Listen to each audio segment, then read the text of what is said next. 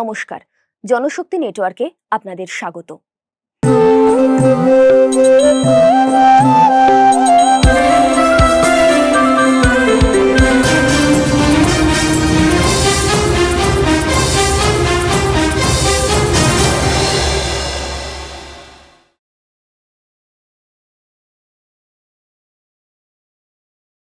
ভাবুন তো, আপনার দেশেই যদি প্রশ্ন করাটা অপরাধ হয়ে যায় আর গান গাওয়াটা হয়ে ওঠে রাষ্ট্রদ্রোহ।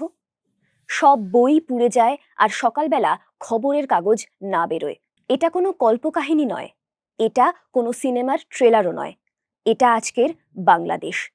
19শে ডিসেম্বর রাত থেকে বাংলাদেশ আবার অশান্ত। উস্কানি, গুজব আর পরিকল্পিত হিংসায় দেশ জুড়ে তৈরি হয়েছে এক ভয়াবহ অরাজকতা। অতি দক্ষিণপন্থী সংগঠন ইনকিলাব মঞ্চের মুখপাত্র শরীফ ওসমান হাদির মৃত্যুকে কেন্দ্র করে শুরু হয় তাণ্ডব। সংবাদপত্রের অফিস, সাংস্কৃতিক প্রতিষ্ঠান, মুক্তিযুদ্ধের স্মৃতিসৌধ, রাজনৈতিক দলের কার্যালয় কিছুই বাদ যায়নি। ঢাকা, খুলনা, চট্টগ্রাম, এমনকি ভারতের উপদূতাবাসও রেহাই পায়নি। এটা কি হঠাৎ ঘটল, নাকি বহুদিন ধরে তৈরি হওয়া এক বিষাক্ত জমির ফসল?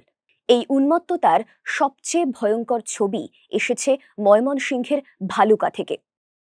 ধর্ম অবমাননার অভিযোগ তুলে দীপু চন্দ্র দাস, একজন 28 বছরের গার্মেন্টস শ্রমিককে পিটিয়ে খুন করা হয়। তারপর মৃতদেহ গাছে বেঁধে আগুন ধরিয়ে দেওয়া হয়। সেই ভিডিও ছড়িয়ে পড়ে সোশ্যাল মিডিয়ায়। মনে পড়ে যায় আফরাজুলের মর্মান্তিক হত্যার ঘটনা। দীপু দাসের মতো আফরাজুলও শ্রমিক ছিল। লাভ জিহাদের নামে মৌলবাদীদের হাতে তাকেও খুন হতে হয়। দুই দেশের মৌলবাদের স্বরূপ মিলেমিশে এক হয়ে যায়। কিন্তু আগুন শুধু শরীরে নয়, আগুন ছড়ায় বিবেকেও। অন্যদিকে খুলনায় গুলিতে নিহত হন সাংবাদিক ইমদাদুল হক মিলন। তিনি কাজ করতেন বর্তমান সময় পত্রিকায়। তিনি ছিলেন সলুয়া প্রেস ক্লাবের সভাপতি। এটা মনে রাখা জরুরি, হিংসা শুধু সংখ্যালঘুকে মারে না, হিংসা সত্যকেও হত্যা করে। সংবাদ মাধ্যম ও সংস্কৃতির ওপর আক্রমণ। মুক্তিযুদ্ধের পক্ষে থাকার অপরাধে হামলা হয় প্রথম আলো, ডেইলি স্টার এবং অন্যান্য সংবাদ মাধ্যমে। ডেইলি স্টারের অফিসে আগুন ধরিয়ে দেওয়া হয়। ভেতরে আটকে পড়েন 30 জন সাংবাদিক। অল্পের জন্য তারা প্রাণে বাঁচেন। এই প্রথম 27 বছরে প্রথম আলো ছাপা হলো না, ওয়েবসাইটও রইল বন্ধ। আর ঠিক তখনই ঢাকার হৃদয়ে ভাঙচুর করা হলো ঐতিহ্যবাহী সাংস্কৃতিক প্রতিষ্ঠান ছায়ানট। বাদ্যযন্ত্র ভাঙা হলো, বই পোড়ানো হলো। রবীন্দ্রনাথ, লালন, নজরুল, সুফিয়া কামাল, সঞ্জিদা খাতুন সকলের প্রতীকগুলোতে আগুন লাগানো হলো। পরের দিন একই ঘটনা ঘটে উদীচীতেও। প্রশ্ন উঠছে, যে দেশে গান শত্রু, সে দেশে মানুষ নিরাপদ থাকে কিভাবে? হাদির ওপর হামলার পর থেকেই পরিকল্পিতভাবে গুজব ছড়ানো হয়। ভারত, আওয়ামী লীগ সবাইকে জড়িয়ে এক বিষাক্ত গল্প। জাতীয় নাগরিক পার্টি, জামাতে ইসলামী, ইনকিলাব মঞ্চ এই প্রচারে সক্রিয় ভূমিকা নেয়।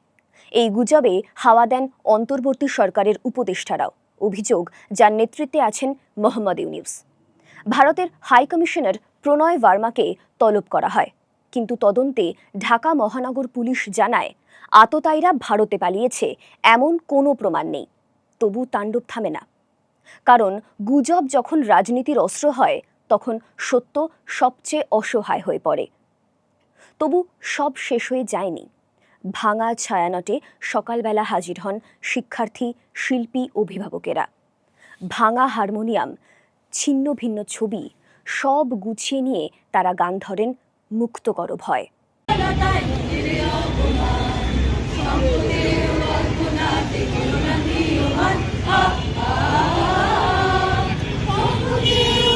পথে নামেন সাংবাদিকেরা, সাংস্কৃতিক কর্মীরা, বামপন্থী ও প্রগতিশীল মানুষ। বাংলাদেশের কমিউনিস্ট পার্টি এই হিংসার তীব্র নিন্দা জানায়। এমনকি বিএনপিও বলে এগুলো গণতন্ত্র ধ্বংসের পরিকল্পিত চেষ্টা। আজ বাংলাদেশে যা হচ্ছে তা শুধু বাংলাদেশের গল্প নয়, এটা এক সতর্কবার্তা। যখন ধর্মকে রাজনীতির হাতিয়ার বানানো হয়, যখন গুজব ভোটের অস্ত্র হয়, যখন সংস্কৃতি শত্রু হয়ে ওঠে, তখন গণতন্ত্র ধীরে ধীরে নিঃশ্বাস বন্ধ করে। যে দেশে গান গাওয়াই অপরাধ, প্রশ্ন করাই অপরাধ, খবর ছাপাই অপরাধ, সেই দেশে নির্বাচন মানে কি? গুজব দিয়ে ভোট জেতা যায়, ভয় দিয়ে রাজপথ দখল করা যায়।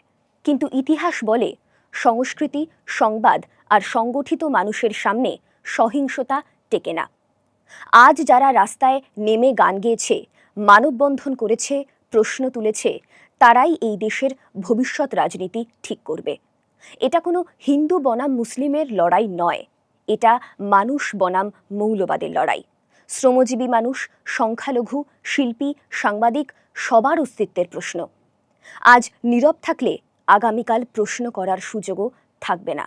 তাই প্রশ্ন করুন, ভয় পাবেন না, মানুষের পাশে দাঁড়ান। কারণ ইতিহাস একটাই প্রশ্ন করে, আপনি কি মানুষের পক্ষে ছিলেন না নীরবতার? Don't forget to like, share, and subscribe to stay updated with the latest incidents. Hit the bell icon to never miss an update. We will see you next time with more news that matters. Stay informed, stay safe.